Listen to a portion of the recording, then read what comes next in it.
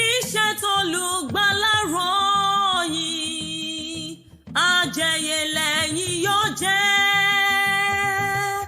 Iṣẹ́ t'Olùgbàlà rán yín, àjẹyè lẹ́yìn yóò jẹ́.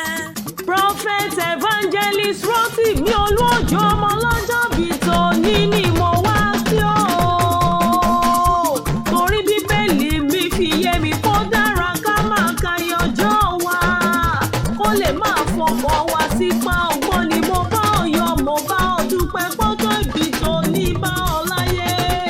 Ó bá ọ láyé, ó tún bá ọ lálàáfíà ara. Ọpẹ́ làwa fọjọ́ òní dá o.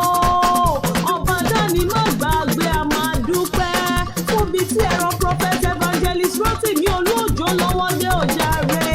Iṣẹ́ ìránṣẹ́ tí ẹgbẹ́ lè lọ́wọ́ ń gbòòrò sí, a máa dúpẹ́. Ọlọ́run ọba tini lẹ́yìn tí kì í tini lójú, adúpẹ́ pẹ́ òkú. Wọ́n máa dáṣẹ́ ara mi jẹ́ lọ́jọ́ tòní o. Evangelist Olújòsáyà ló pè mí sórí aago.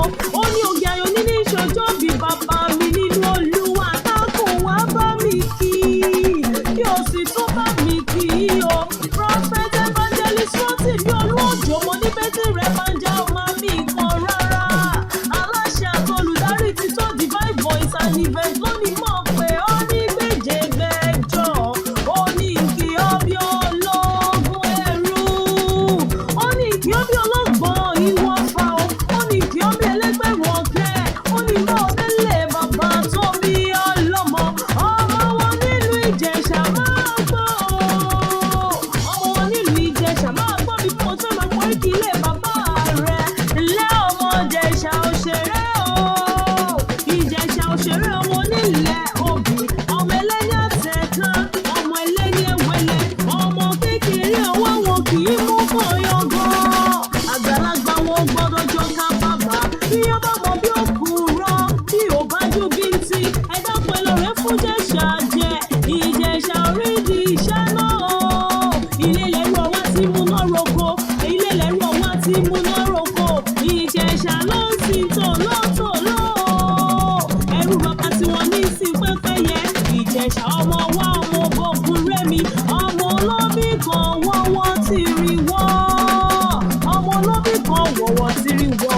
Obì tó bá fẹ́ ni àwọn sápò ẹni, èyí tó fẹ́ ni àwọn sínú igbó. Ọmọ ẹranko búburú àrò òwú jẹ.